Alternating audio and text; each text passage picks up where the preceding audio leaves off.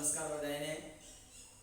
ગયા લેક્ચરની અંદર આપણે ઉત્પાદનના સાધનો એટલે શું, ઉત્પાદનના સાધનો કોને કહેવાય, એમનો અર્થ અને એમનો થોડો પરિચય છે આપણે પ્રસ્તાવના સ્વરૂપે છે ગયા પાઠની અંદર લીધેલો। એના પછી આપણે છેલ્લે આપણે એ વાત ઉપર આવ્યા હતા કે ઉત્પાદનના સાધનો ચાર છે: જમીન, મૂડી, શ્રમ અને નિયોજન। આ ચાર સાધનોનો આજે આપણે વિસ્તૃત પરિચય મેળવવાનો છે, એની ઓળખાણ કરવાની છે, દરેક સાધનનો અર્થ શું થાય અને એના લક્ષણો શું છે। ખૂબ જ મહત્વની બાબત છે, કેમ કે ઉત્પાદનના સાધનો છે એ આપણને અભ્યાસની અંદર લાંબા ગાળા સુધી ઉપયોગી છે અને એટલા માટે આપણે આજે એનો ઝીણવટપૂર્વક પરિચય છે મેળવવાનો છે। ચાર સાધનો છે એની વાત આપણે કરી ચૂક્યા છીએ, પણ આ ચાર સાધનો કોને કહેવાય? સામાન્ય રીતે ઉત્પાદન પ્રક્રિયામાં ઉપયોગી તમામ સાધનો એટલે ઉત્પાદનના સાધનો, પણ એની અંદર જે ચાર સાધનો ઉત્પાદન પ્રક્રિયાની અંદર કુલ સાધનોમાંથી એ ચાર સાધનો કે જેની અંદર કોઈ પણ વસ્તુનું ઉત્પાદન કરવું હોય તો એની અંદર આ ચાર સાધનો જોશે। ચારે ચાર સાધનો એકી સાથે કામ કરશે ત્યારે જ કોઈ વસ્તુનું ઉત્પાદન થઈ શકશે। તો એ ઉત્પાદન પ્રક્રિયામાં ઉપયોગી ચારે ચાર સાધનોનો અર્થ અને એમના લક્ષણોનો પરિચય છે આજે આપણે મેળવશું। સૌથી પહેલા આપણે જોયું કે ઉત્પાદનનું પહેલું સાધન એટલે કે જમીન કહેવાય છે। હવે જમીન એટલે તમે બધા જોવો છો, આપણે સામાન્ય રીતે જોતા હોય કે પૃથ્વી સપાટીનું ઉપલું સ્તર કે જેની અંદર માણસ વસવાટ કરે છે, આને આપણે જમીન કહીએ છીએ। તમને એવું કદાચ મનમાં એવું થયું હશે કે હા જમીન તો આપણે બધા ઓળખીએ છીએ, જમીન વિશે બધું જાણીએ છીએ, પણ અર્થ એ સામાન્ય અર્થ છે। અર્થશાસ્ત્રની પરિભાષાની અંદર જમીન થોડું કંઈક અલગ પડે છે। તો સામાન્ય અર્થમાં જમીન એટલે પૃથ્વી સપાટીનું ઉપલું સ્તર કે જેની અંદર માણસ વસવાટ કરે છે, પરંતુ અર્થશાસ્ત્રની પરિભાષામાં આપણે એને જમીન નહીં કહીએ, જમીનને કંઈક વિશેષ કહેશું। એટલે કે જમીનનો અર્થ તો કે ઉત્પાદનની પ્રક્રિયામાં મદદરૂપ તમામ કુદરતી પરિબળો જમીન છે। દાખલા તરીકે હવા, પાણી, પ્રકાશ, ગરમી, ખનિજ, પર્વત, સમુદ્ર, વૃક્ષ, વનસ્પતિ, ગરમી, ઠંડી, ભેજ, વરસાદ, જે કાંઈ સમજ પડી? જમીનની અંદર માત્ર આપણે પૃથ્વી સપાટી ઉપર માટી કે કાંકરાવાળી જમીન દેખાય, અર્થશાસ્ત્રની પરિભાષામાં એને જ જમીન નથી કહેવાના। ઉત્પાદન પ્રક્રિયામાં ઉપયોગી હોય અને તમામ કુદરતી સંપત્તિ પણ ઉપયોગી હોવા જોઈએ, ઉત્પાદન પ્રક્રિયામાં ઉપયોગી હોય એવી તમામ કુદરતી સંપત્તિ અથવા તમામ કુદરતી પરિબળો જેને આપણે કહેશું જમીન। એટલે હવે આપણે ભૂગોળની દ્રષ્ટિએ ધ્યાનમાં નથી લેવાનું, અર્થશાસ્ત્રની દ્રષ્ટિએ ધ્યાનમાં લેવાનું છે। એક વાત ઉપર આપણે સ્પષ્ટ થયા કે જમીન એ કુદરતી સંપત્તિ છે, કુદરતી બક્ષિસ છે। તમામ કુદરતી સાધનો કે જે ઉત્પાદન પ્રક્રિયામાં ઉપયોગી હોય, તમારે જે વસ્તુનું ઉત્પાદન કરવું છે એની અંદર હવા ઉપયોગી હોય તો હવા એક સાધન ગણાશે, જમીન તરીકેનું સાધન ગણાશે। પાણી ઉપયોગી છે તો પાણી છે જમીન તરીકેનું સાધન। પ્રકાશ, ગરમી, ખનિજ, પર્વત, સમુદ્ર, ઘણા બધા કુદરતી પરિબળો હોઈ શકે, હવા છે, ગરમી છે, ઠંડી છે, વરસાદ છે, વૃક્ષ છે, વનસ્પતિ છે, પશુ છે, પક્ષી છે, ખુદ માણસ પણ કદાચ જો હોય તો એ કુદરતી છે। આ બધાને આપણે કેમાં લેશું?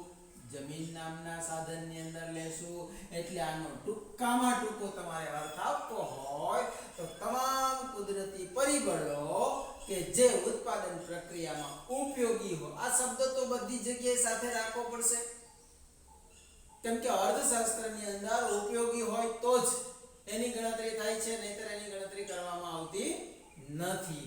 હવે આપણે એનો થોડો વિસ્તૃત પરિચય મેળવશું એટલે વધારે ખ્યાલ આવશે। એમના લક્ષણો, જમીનના લક્ષણો છું આપણે આ ચારે ચાર પોઈન્ટ્સની અંદર એમનો અર્થ અને એમના લક્ષણો આ રીતે આપણે આ પ્રશ્ન છે તૈયાર કરવાનો છે. ઉત્પાદનના સાધનોનો પરિચય આપો તો જ્યારે ચાર સાધનો, એમનો અર્થ લખવાનો અને એમના લક્ષણો લખવાના. અથવા ઉત્પાદનના સાધન તરીકે જમીનનો પરિચય આપો તો જમીનનો અર્થ અને જમીનના લક્ષણો લખવાના છે. હવે આપણે જમીનના લક્ષણો જોશું તો કે જમીનના 5 લક્ષણો છે અને 5 લક્ષણોની અંદર એક લક્ષણ બધાયમાં સેમ આવશે, મતલબ મળતા વળતર. દરેકને કાંઈક ને કાંઈક કામના બદલામાં વળતર મળે છે, એટલે એ યાદ રાખવાનું છે. જમીનને શું મળે છે, મૂડીને શું મળે છે, શ્રમને શું મળે છે, નિયોજકને શું મળે છે. તો સૌથી પહેલા આપણે અર્થમાં જે વાત આવી ગઈ કે જમીન એ કુદરતી બક્ષિસ છે, એક લક્ષણ થયું. આપણે હવે જમીનને આપણે ઓળખાણ કાઢવાની છે. કેવી હોય જમીન? તો કે જમીન એ કુદરતી બક્ષિસ છે. પહેલું લક્ષણ. ઉત્પાદનનું કયું સાધન કુદરતી છે? તો કે ઉત્પાદનનું જમીન નામનું સાધન કુદરતી છે, એ કુદરતી બક્ષિસ છે. આમ તો શ્રમ પણ કુદરતી ગણાશે, પરંતુ સંપૂર્ણ રીતે આપણે જમીનને કુદરતી તરીકે લઈ શકશું. જમીનનું બીજું લક્ષણ કે જમીનનો કુલ પુરવઠો સ્થિર છે. યાદ રાખજો, જમીનનો કુલ પુરવઠો સ્થિર છે, એમાં વધારો કે ઘટાડો કરી શકાતો નથી. કુદરત પાસે જે જમીન નામનું સાધન છે, હવા છે, પાણી છે, પ્રકાશ છે, સૂર્ય છે, સમુદ્ર છે, આ બધી જ વસ્તુ છે કેવી છે? સ્થિર. એનો પુરવઠામાં વધારો ના કરી શકાય, એના પુરવઠામાં આપણે ઘટાડો પણ નથી. હા, કુદરતી રીતે વધારો ઘટાડો થાય તો વાત અલગ છે, પણ માણસ છે એમાં કાંઈ વધારો ઘટાડો કરી શકતું નથી. એટલે કે જમીનનો કુલ પુરવઠો સ્થિર હોય છે. અને ત્રીજી મહત્વની વાત સમજો, ભૌગોલિક રીતે અગતિશીલ છે.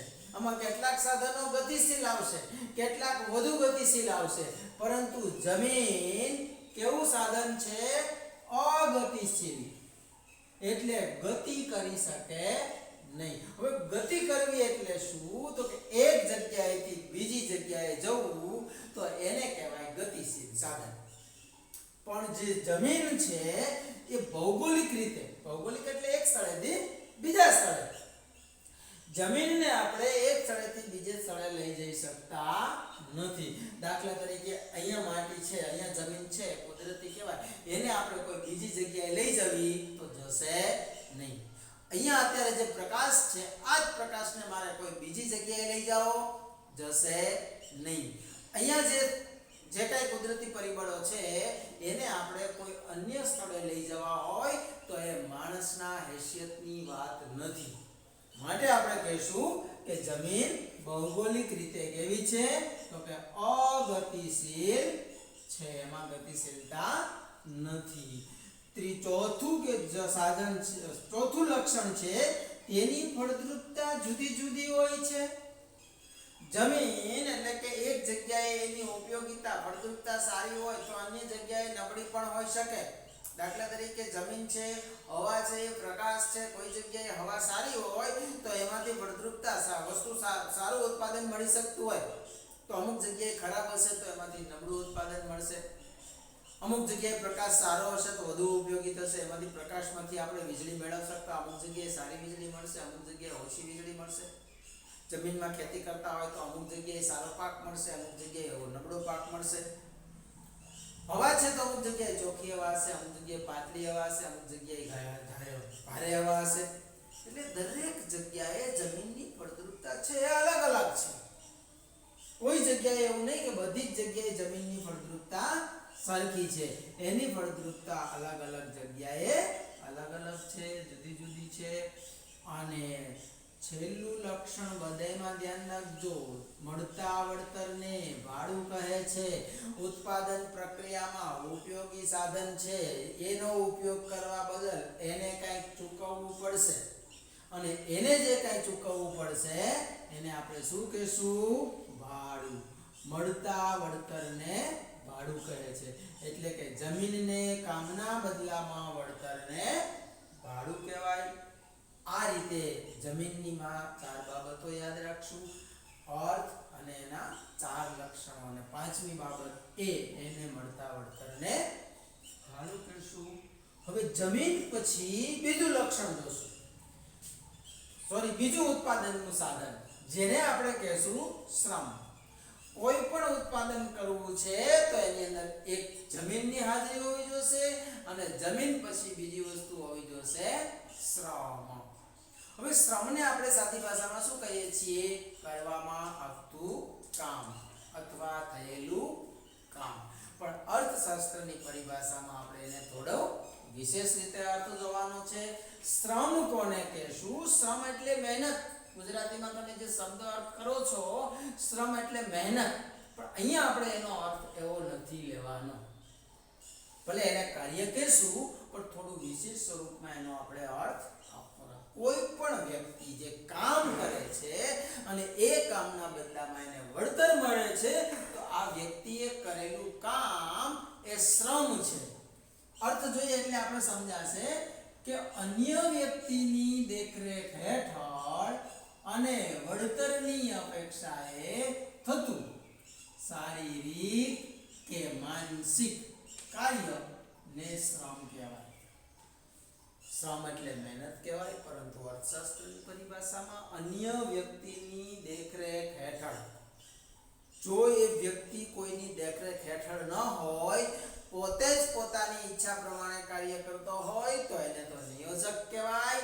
અહીંયા આપણે શ્રમ કહેશું. જે દરેક શ્રમ માણસ કરે છે એટલે માણસે કરેલું કાર્ય, કેમ કે દરેક માણસ જે શ્રમિક તરીકે કામ કરે છે એમના ઉપર કોઈ અધિકૃત વ્યક્તિ હોય જ છે, એમની નીચે રહીને દરેક વ્યક્તિ કામ કરતી હોય.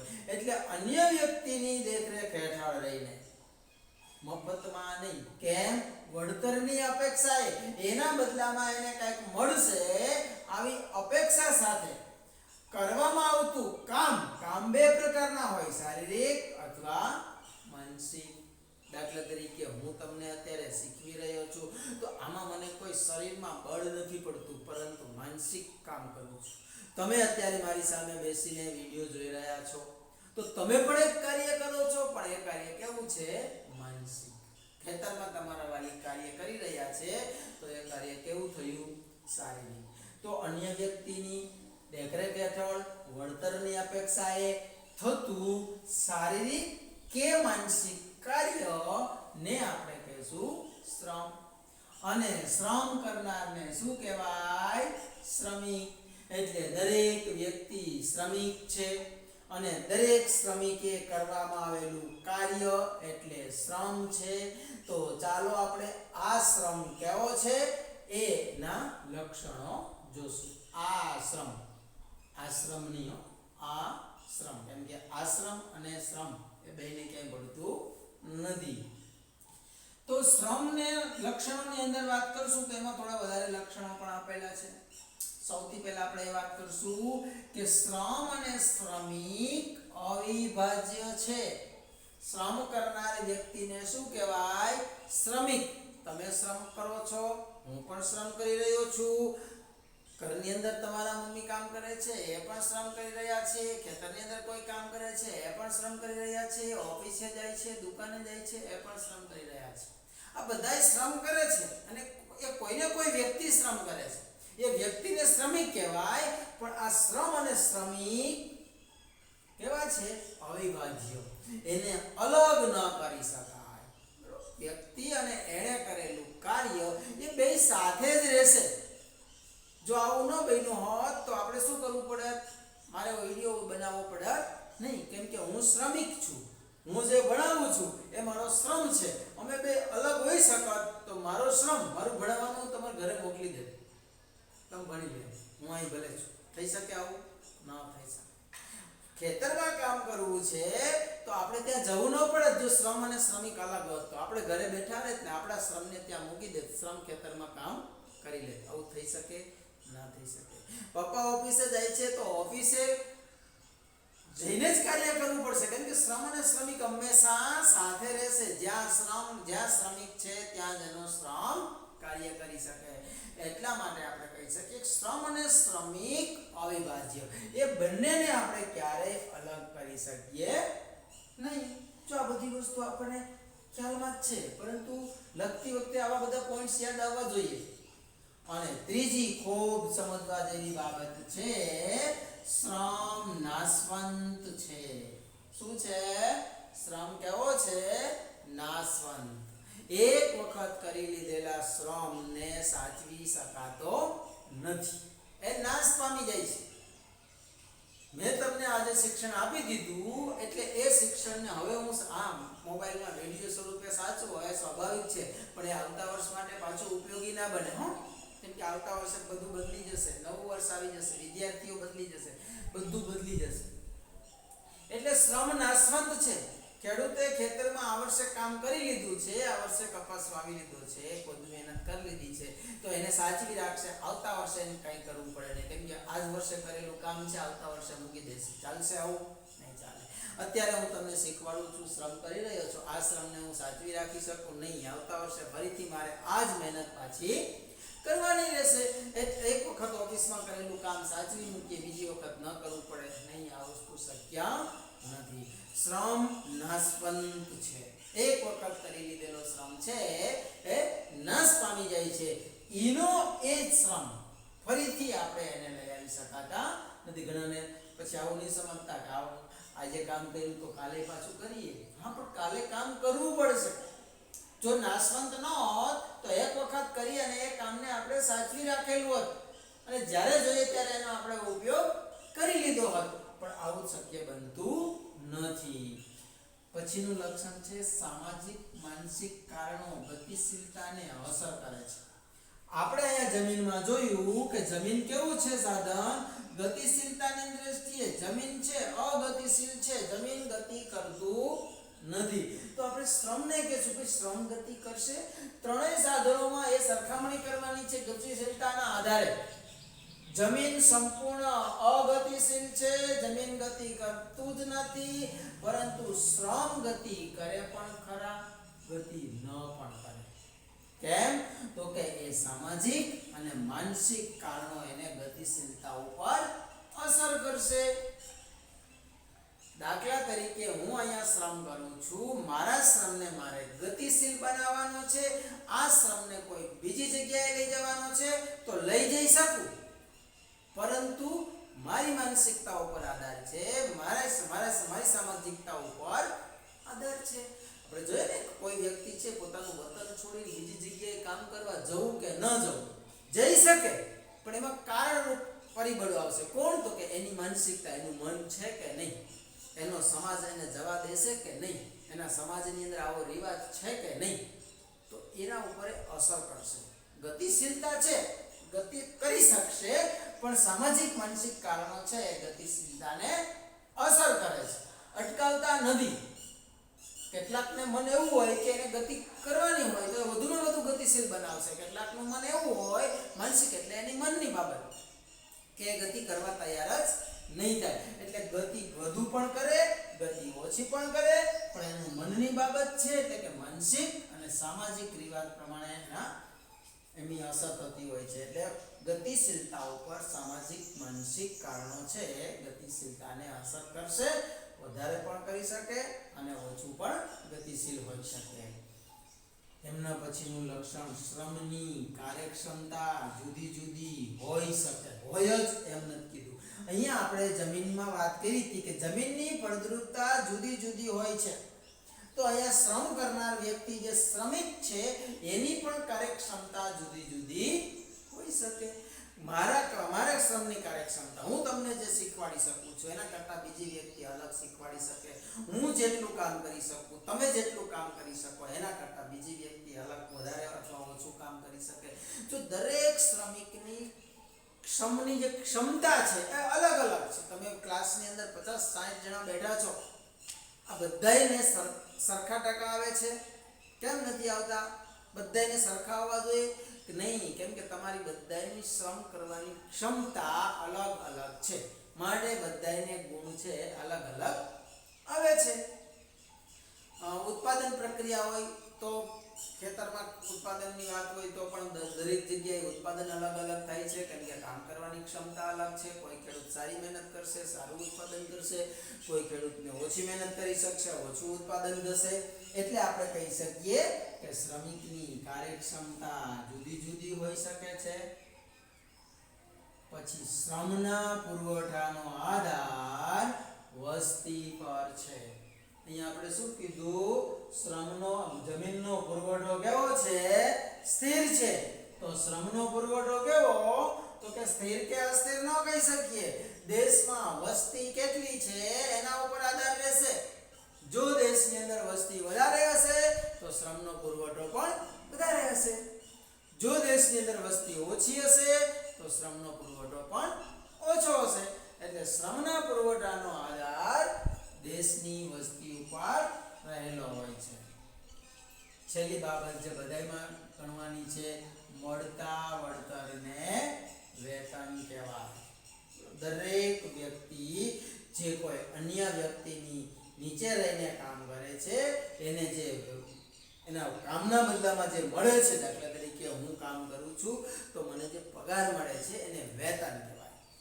કોઈ મજૂર કામ કરે એના બદલામાં એને મજૂરી મળે એને વેતન કહેવાય. કોઈ મોટા મેનેજર કામ કરે છે એના બદલામાં એને જે પગાર મળે છે એને વેતન કહેવાય. એટલે શ્રમના કાર્ય બદલ મળતા વળતરને શું કહેશું? વેતન. ફરીથી આપણે જોઈ લઈએ. કુદરતી જમીનમાં મળતા વળતરને શું કીધું આપણે? ભાડું. તો અહીંયા શ્રમને મળતા વળતરને શું કીધું આપણે? વેતન. એટલે ભાડું અને વેતન. હવે આપણે જોશું ત્રીજા સાધન ઉપર. આ ત્રીજું સાધન એટલે મૂડી. આ બંને સાધનની અંદર થોડી ઘણી સામ્યતા સાથે ફેરફાર હતા, પણ આ ત્રીજું સાધન છે તદ્દન અલગ છે. અલગ એટલા માટે છે કે એમાં આપણે સૌથી મોટો એક શબ્દ યાદ રાખશું કે મૂડી છે એ માનવ સર્જિત શબ્દ યાદ રાખશું. મૂડી છે હંમેશા માનવ સર્જિત છે. આ વાત ધ્યાનમાં રાખીને જ આપણે એનો અર્થ અને લક્ષણો છે સારી રીતે સમજી શકશું. તો મૂડી એટલે શું? તો કે એવી ભૌતિક વસ્તુ કે જે ઉત્પાદનમાં મદદરૂપ થાય છે.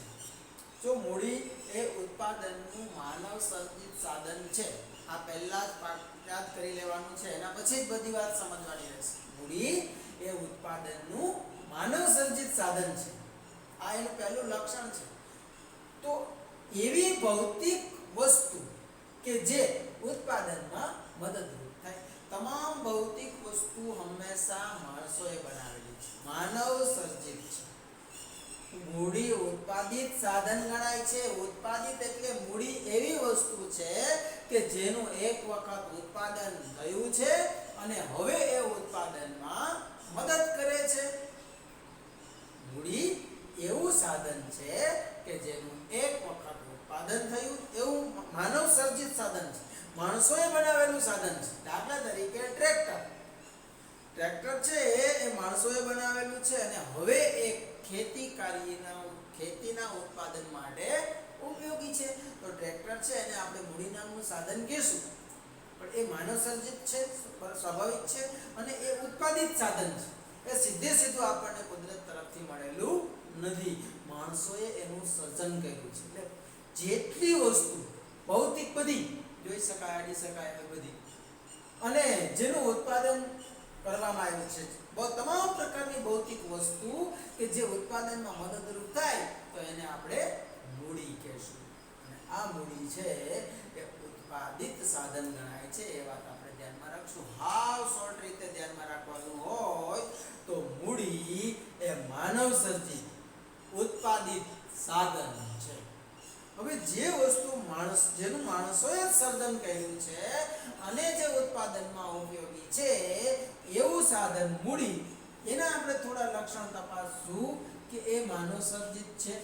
પહેલું લક્ષણ તો આપણે સ્વાભાવિક અર્થમાં જ એ પહેલા લક્ષણનો સમાવેશ થઈ ગયો. બીજું લક્ષણ સૌથી વધુ ગતિશીલ છે. હવે ફરીથી આપણે અહીંયા જઈએ. જમીન ભૌગોલિક રીતે અગતિશીલ છે એટલે ગતિ કરતું નથી.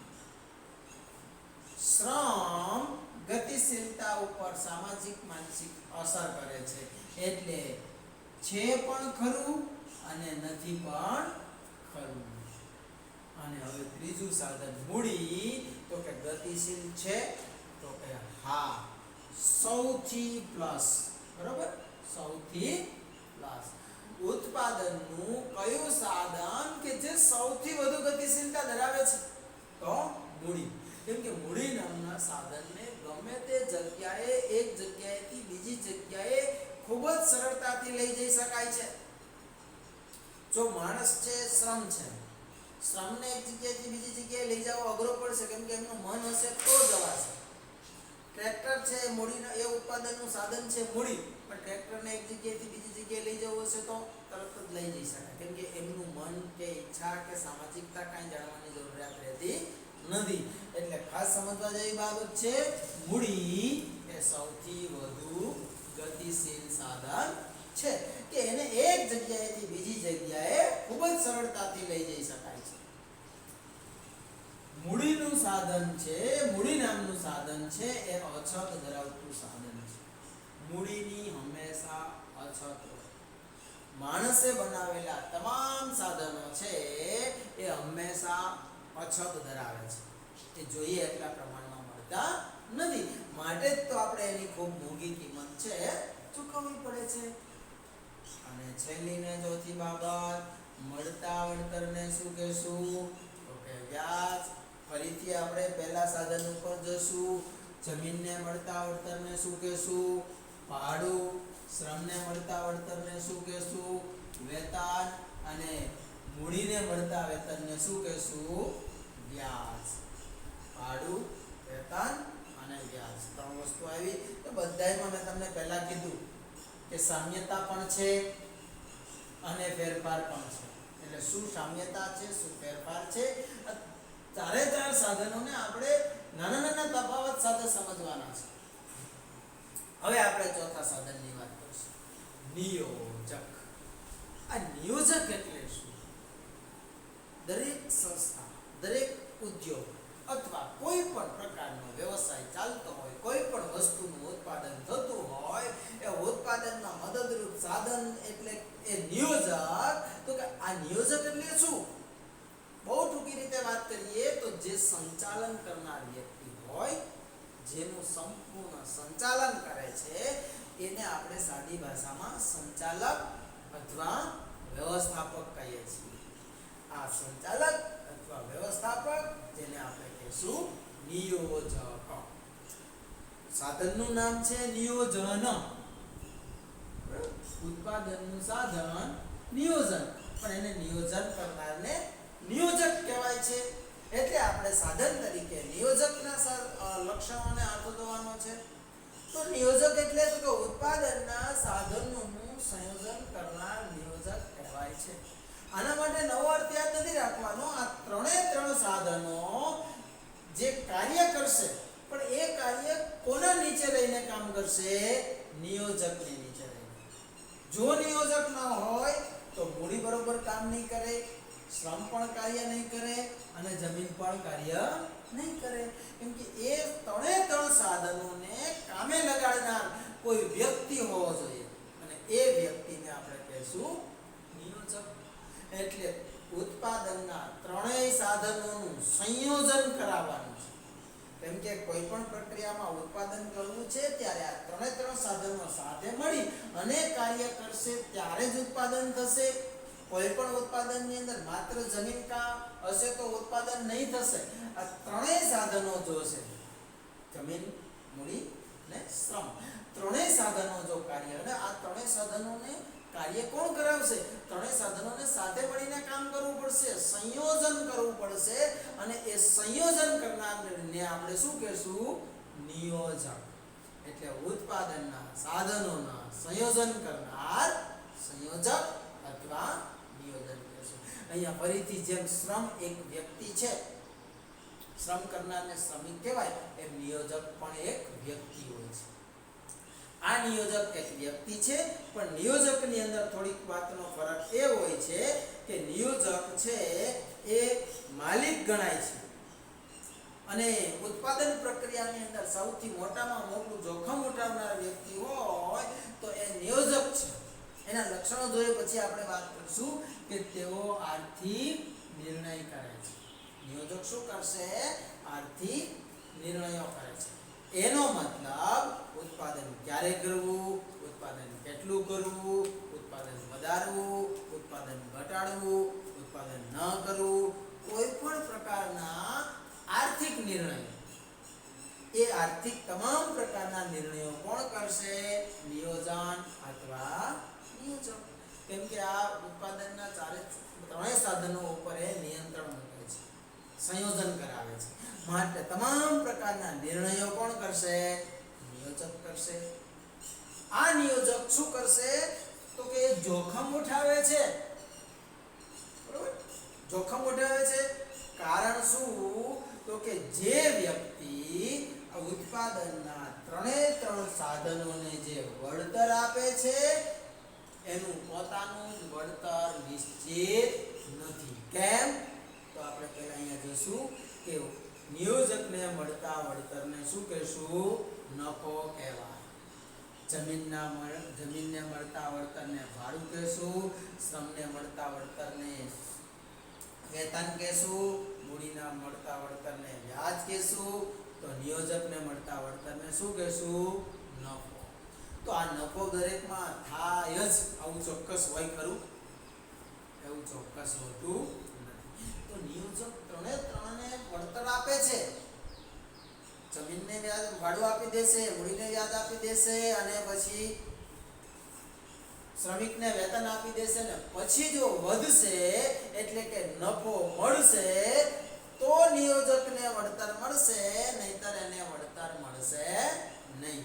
અહીંયા કેવી પરિસ્થિતિ કે જે ત્રણને વળતર આપે છે એનું પોતાનું જ વળતર નક્કી નથી, મળશે કે નહીં મળે એ ચોક્કસ નથી. કેમ કે એ જોખમ ઉઠાવે છે. હા, જોખમ ઉઠાવવાના સાથે સાથે વધુ પણ મળે અને ઓછું પણ મળે, ન પણ મળે અને ખૂબ જ વધારે પણ મળી શકે છે. નિયોજન એ શક્તિ છે. નિયોજન શક્તિ એ ગુણ છે. દરેક વ્યક્તિમાં જે નિયોજન કરવાની શક્તિ છે એને આપણે ગુણ કહેશું. આગળ આપણે જોઈએ ને વિચારવાની શક્તિ. આ વિચારવાની શક્તિ એ ગુણ છે અને એને આપણે કદાચ સંપત્તિમાં ના લઈ શકીએ. તો બહુ શોર્ટ રીતે આપણે નિયોજક ઉત્પાદન પ્રક્રિયાની અંદર જે ત્રણેય સાધનોનું સંયોજન કરનાર છે એને નિયોજક કહેવાય. નિયોજકનું પોતાનું વળતર નિશ્ચિત નથી, પોતે આર્થિક નિર્ણયો કરે છે, પોતે જોખમ ઉઠાવે છે અને માટે એના વળતરને આપણે નફો કહીશું. નફો મળે પણ ખરો, ન પણ મળે. આ રીતે આપણે ઉત્પાદનના 4 સાધનોનો ઊંડો પરિચય મેળવ્યો. હજુ પણ ઘણી બધી એના સાધનોની વાત આપણે લંબાવી શકીએ, પણ આજે આપણે આટલી વાતથી અટકાવશું. એમના પછી પણ એક સરસ મજાનો મુદ્દો છે જેને આપણે પાછળ રાખીશું, પણ એ આપણે નેક્સ્ટ લેક્ચરમાં મળશું. હવે થોડી તમારે બરાબર હવે શીખ્યા એને ચકાસવાનું છે. આપણે ઘણા બધા લેક્ચરો લીધા, ઘણું બધું શીખા, પણ શીખા એની ચકાસણી કરવાની છે અને શીખા એની ચકાસણી કરવા માટે તમને હવે દર સોમ અને લગભગ શુક્ર ટાઈમ ટેબલ તમને મળતું રહેશે. એક વિષયની ટેસ્ટ હશે અને એ ટેસ્ટ તમારે ઓનલાઈન ભરી અને તમારી રીતે તમારે એના ગુણ મેળવવાના રહેશે. તો હવે થોડું કાર્ય છે, આપણું જે શ્રમ કાર્ય છે એ વધારી દેવાનું છે. આપણે શ્રમિક તરીકે કામ કરીએ છીએ તો આપણું શ્રમ વધારીએ જેથી કરીને વેતન વધારે મળે. વેતન એટલે તમને સીધું રૂપિયામાં નહીં મળે, પણ તમને એનું વેતન કેમાં મળશે?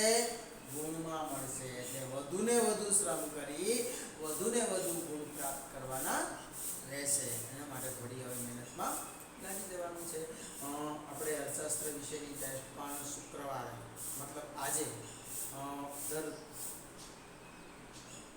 લગભગ શુક્રવારે જ, અને એનું ટાઈમ ટેબલ તમને મળી પણ ગયું હશે અથવા કેટલાકે ટેસ્ટ કરી પણ દીધી હશે. તો આવી રીતના દરેક વિષયનું તમને જે ટાઈમ ટેબલ મળે એ પ્રમાણે એની ટેસ્ટ છે આપો જ છો. પણ હવે કહેવાનો મતલબ શીખા એને ચકાસતું જવાનું છે, અને વધારે શ્રમ કરી વધારે વળતર મેળવવા માટે થોડી મહેનત આપણે કરવાની છે. ચાલો નેક્સ્ટમાં મળશે, ત્યાં સુધી સૌને જય શ્રી કૃષ્ણ.